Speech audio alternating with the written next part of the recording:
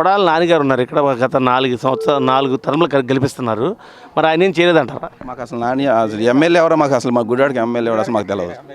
అసలు ఎమ్మెల్యే లేడు మాకు. అసలు మా గుడివాడ ఖాళీ ఎమ్మెల్యే పోస్ట్. అతను ఏం చేసింది ఏం లేదు. అసలు ఏ గ్రామాన్ని కూడా సందర్శించిన బాధ లేదు. ఇప్పుడు సామాన్యమైన నాయకుడే ఇప్పుడు పక్కన ఏదైనా జరిగితే అయ్యో పాపం ఇమ్మంది మనం వెళ్ళి కనీసం పరామర్శ వద్దాం, అసలు ఏం జరిగింది ఏంటి, అది మీరు బాధపడమాకండ్రా, ఏదో ఒకటి చేద్దాం, కంగారు పడమాకండి అని చెబుతాడు.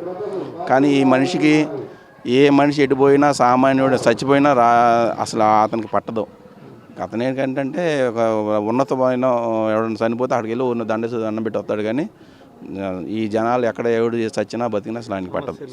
సమస్యలు అసలు పట్టవు అసలు అతనికి. అంతకుముందు ఏం చేశాడంటే 4 టర్ములు ఎన్నికయ్యాడు కదా, 2 టర్ములు తెలుగుదేశం పార్టీలో ఎన్నికయ్యాడు. ఎన్నికైంది అదేం చెప్పాడంటే నేను గవర్నమెంట్లో లేను, నేను గవర్నమెంట్లో పెద్ద పుడింగిని నేను పొడి చేతాను కరిచేతాను అన్నాడు.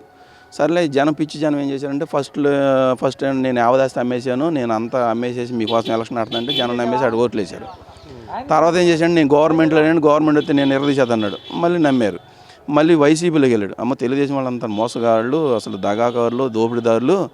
జగన్మోహన్ రెడ్డి మంచివాడు, మంచి వ్యక్తి అని నేను అతని దగ్గరికి వెళ్తాను వెళ్ళాడు. అతను వెళ్ళిన తర్వాత మళ్ళీ గవర్నమెంట్ రాలా. మళ్ళీ ఏం చేశాడు, నేను గవర్నమెంట్లో తెలుగుదేశం వాడు అసలు నన్ను ఏం చేయనివ్వలేదు, నేను పార్టీ మారానని నా మీద లేని పని నెమ్మది వేసిన అసలు నన్ను పని కూడా చేయనివ్వలేదని చెప్పాడు.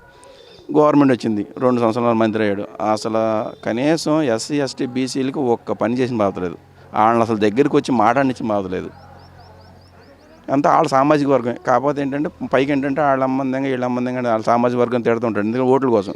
వాళ్ళ సామాజిక వర్గాన్ని తిడితేనే మిగతా సామాజిక వర్గం అమ్మాయి నాని గారు వాళ్ళ కమ్మరిని తిడుతున్నారు, మనలాంటి బాగా చూస్తున్నారనే ఈ పిచ్చి జనం కదా వీళ్ళు, ఆ మైండ్లో ఉంటారని ఆలోచనతో ఏంటంటే వాళ్ళు వేస్తారని ఆలోచన. గ్యామ్లింగ్ అనమాట, ఎలక్షన్ గ్యామ్లింగ్.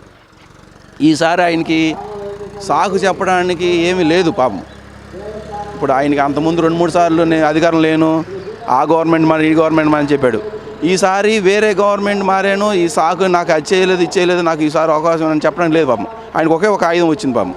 నా వయసు అయిపోయింది, ఇక నా టైం అయిపోయింది, నేను ఇక రాజకీయం, నా హెల్త్ బాగోలేదు, రాజకీయం పనికిరాను, ఈ ఒక్కసారి కొంచెం సాయం చేసి పెట్టండి నాకు అని అడుగుతున్నాడు పాపం. Please like and subscribe eagle Andhra.